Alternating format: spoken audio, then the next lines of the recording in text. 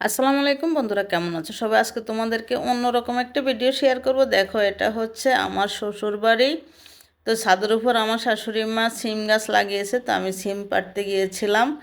তো এই যে দেখো, এখনও সিমগুলো বাতি হয় না, তারপরও আমি খুঁজে খুঁজে কিছু বেছে নিয়ে আসলাম। তো তুলে নিচ্ছি। দেখো, মাশাআল্লাহ অনেক সিম হয়েছে, একদম বাতি হয় নাই। তো এটা হচ্ছে ছাদের উপরে। এই যে দেখো, আরও অন্য অন্য গাছগাছালি লাগিয়েছে। এই যে ড্রাগন গাছ, অনেক ধরনের গাছ লাগিয়েছে। এই যে আমি বেগুন তুলে নিলাম গাছ থেকে, বস্তার মধ্যে মরিচ গাছ লাগিয়েছে, বেগুন গাছ লাগিয়েছি, বেগুন তুলে নিয়েছি, মরিচ তুলে নাই, মরিচ গাছও আছে। তো এই যে সিম ফেড়ে নিচ্ছি আমি। দেখো, এই মাশাআল্লাহ অনেক সিম হয়েছে, তবে বাড়তি হলে কিন্তু অনেক ভালো লাগবে। এই যে আমি গাছ থেকে ছাদের উপরে জাংলা দিয়েছে, জাংলার উপর থেকে সিম তুলে নিচ্ছি। তো খুবই ভালো লাগলো সিম পাড়তে। আর এই যে দেখো, পেঁপে গাছটার মধ্যে অনেক পেঁপে হয়েছে, এখনও খাওয়ার উপযোগী হয় নাই। তবে কয়েকবার গাছ থেকে পাকা পাকা পেঁপে নিয়ে আসছে। আমি এই যে 7 বছর পরে বাড়িতে আসছি। তো এই যে এখন আবার সিম তুলে নিয়ে চলে যাব। আর আমার শ্বশুর বাড়ির ঘর দরজা কেমন সেটাও তোমাদেরকে শেয়ার করবো। এই যে দেখো, সিঁড়ি দিয়ে নিচে নামলাম। তো এই যে বাসার ভিতরে চলে এসেছি। এটা হচ্ছে রান্নাঘর। দেশ গ্রামের রান্নাঘর তো দেখো আলাদাই থাকে। এখানে এই যে ভিতরে রুম, এটা হচ্ছে ডাইনিং রুম। তো এই যে আমার শাশুড়ি মা, দেখো তোমরা। তো উনিও খুব অসুস্থ, সবাই ওনার জন্য দোয়া করো, আল্লাহ যেন ওনাকে সুস্থতা দান করেন। আর এই যে এটা হচ্ছে, এই যে আমার রুম ছিল, এই যে এটা আগে ছিল আমার রুম, এই রুমে আমি থাকতাম। তো এখনও এমনি আছে, আর মেহমান আসলে থাকে, ননদেরা আসলে এখানে এখন থাকে। আমি তো ভাড়া বাসায় থাকি। তো এটা হচ্ছে ডাইনিং, এটা আরেকটা ডাইনিং রুম। আর এই যে দেখো, এটা সামনে এই যে ডাইনিং টেবিলটা এমনি পড়ে আছে। মেহমান অতিথি আসলে কেউ নেই, শুধু আমার শ্বশুর আর শাশুড়ি একা একাই থাকে বাড়িতে। আর এটা হচ্ছে আমার শাশুড়ি মায়ের রুম। তো এখানে যাই কিছু আছে, দেখো সুন্দরই লাগে, রুমগুলো সুন্দর করে রেখেছে। এই যে এটা আরেকটা রুম, এটা হচ্ছে গেস্ট রুম। এখানে আমার শ্বশুর মশাই টিভি দেখে, আগের দিনের পুরনো একটা টিভি আছে ওইখানে। এটা এই যে দেখো। আর এই যে আসার সময় বাড়ির রাস্তার পথের মধ্যে বাঁশ গাছ, বাঁশ জাংলার মধ্যে কিন্তু একটা সিম গাছ হয়েছে। এটা তোমার ভাইয়া লাগাইছিল, তোমাদের ভাইয়া লাগিয়েছিল। তো এখানে কিছু সিম ধরেছে, তো এখান থেকেও কিছু সিম তুলে নিলাম আসার পথে।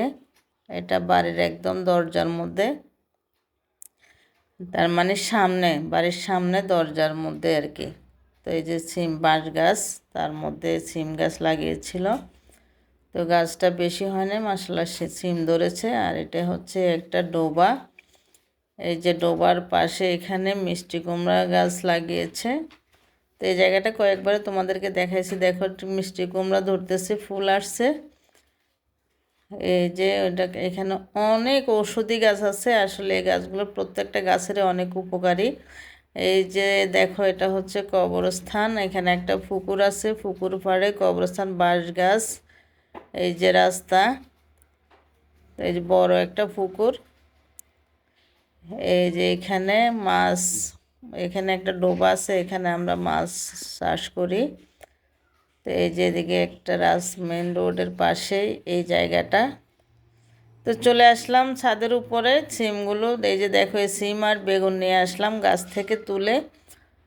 তো অনেক দিন ধরে ভাবতেছি তোমাদেরকে এই ধরনের ভিডিও দেখাবো, দেখানো হয় নাই, কারণ ভিডিওটাও অনেক লম্বা হয়ে গেছে। এখন আমি কেটে কুটে রান্না করতে চলে যাব। এই যে সিমগুলো কেটে নিচ্ছি। তো এখানে দুইটা নতুন আলু দিব, আলু কেটে নিলাম। তো এই ধরনের ভিডিও যদি তোমাদের ভালো লাগে কমেন্টসে জানাবে, তাহলে ভবিষ্যতে আরও দিব। এখন আমি মরিচ বেটে নিচ্ছি, মরিচ জিরা ধনিয়া বেটে নিচ্ছি সিম রান্না করার জন্য। আবার এখানে আমি দেশি মুরগিও রান্না করব, কারণ শাশুড়ি মা একটা দেশি মুরগি দিয়েছে, যদিও বাচ্চা। তো রান্না করব পাটায় মশলা বেটে। এই যে মশলা বাটা হয়ে গেছে আমার। এখন আমি তুলে নেব, চলে যাব চুলায়। চুলায় একটা কড়াই বসে দিয়েছি, তরকারির পাতিল, এটাকে ডিস্কো পাতিল বলে আর কি। তো সরিষার তেল দিয়ে আমি রান্না করি। তেল দিয়ে দিয়েছি, তেল গরম হয়েছে। এখন আমি দিয়ে দিলাম এখানে পেঁয়াজ, লবণ। তো একটু নেড়ে চেড়ে অন্য অন্য মশলাগুলো আমি দিয়ে দেব।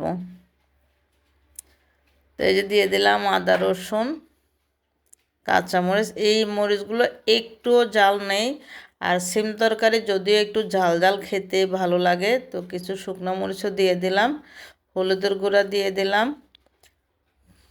তো এখন নেড়ে চেড়ে কষিয়ে নেব মশলাগুলো, একটু পানি দিয়ে ভালো করে কষাবো।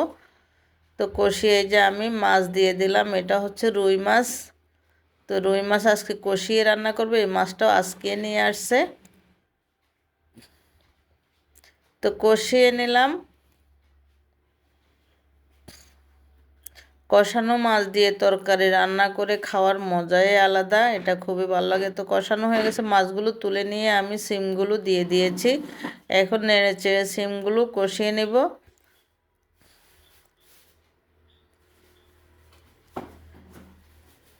তো এখন একটু বেশি করে টমেটো দিয়ে দিব।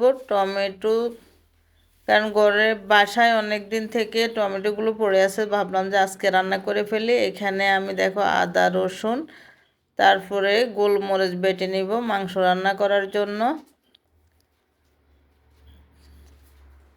তো অনেক কষ্ট করে ভিডিও করি, কিন্তু যদি ভিডিওতে ভিউ না হয়, তোমরা যদি না দেখো, তাহলে তো অনেক কষ্টের ব্যাপার। তো দয়া করে সবাই আমার ভিডিওগুলো দেখবে। আর তোমাদের কার কি মন্তব্য আছে সেটা কমেন্ট করে জানাবে। যে সিম তরকারিটা আমার কষানো হয়ে যাচ্ছে নেড়ে চেড়ে, এদিকে আমার মশলাও বাটা হয়ে যাচ্ছে। তো তুলে নেব।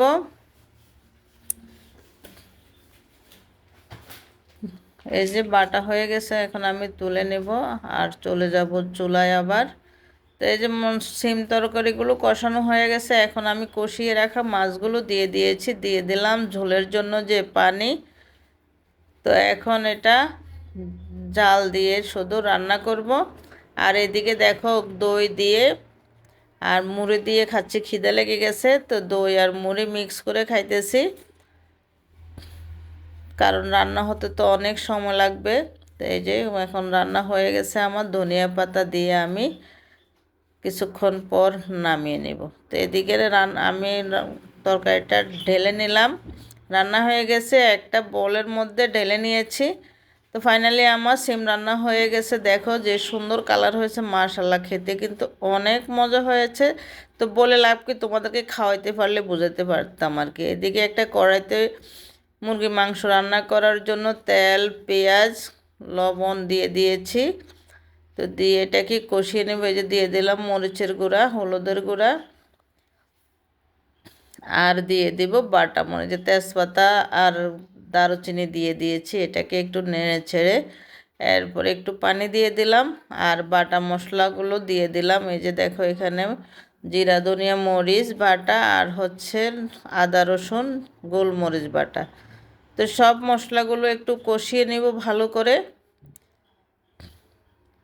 তো মশলা কষানো হয়ে গেলে আমি দিয়ে দিব মুরগির মাংসটা। এই যে কষানো হয়ে গেছে, আমি দিয়ে দিচ্ছি। এই যে মুরগি, এটা একদম অরিজিনাল দেশি মুরগি। এটা আমার শাশুড়ি মা পালা মুরগি এটা নিয়ে আসছে, দিয়েছে আমাদেরকে রান্না করে খাওয়ার জন্য। তো এই যে আমার রান্নাটা মাংসটা কষানো হয়ে গেছে, এখন আমি ঝোলের জন্য পানি দিয়ে দিলাম। একটা আলু দিয়েছি 4 পিস, কারণ তোমাদের ভাইয়া আলু ছাড়া একদম মুরগির মাংস যে কোনো মাংসতে ওনাকে আলু দিতেই হবে। তো আলু দিয়ে দিয়েছি। দেখো আমার চুলাটা কিন্তু একদম কালকা আগুন বের হয়ে যায়, সেই জন্য চুলা তাড়াতাড়ি কালো হয়ে যায়। আমার চুলাটা কিন্তু কিনা ভালো হয়নি। তো ফাইনালি এই যে আমি রান্না করে নিচ্ছি। অনেক লম্বা হয়েছে ভিডিওটা, ধৈর্য ধরে সবাই দেখো, আশা করি তোমাদের ভালো লাগবে। আর যদি ভালো লাগে একটি লাইক, কমেন্ট, শেয়ার করে পাশে থাকবে ফলো দিয়ে। তো সবার কাছে অনুরোধ রইল আমার আইডিটা ফলো দিয়ে আমার সাথে থাকবে। সুন্দর গঠনমূলক কমেন্ট করে জানাবে কেমন হয়েছে। সবাই ভালো থেকো, সুস্থ থেকো, সবার সুস্বাস্থ্য কামনা করি।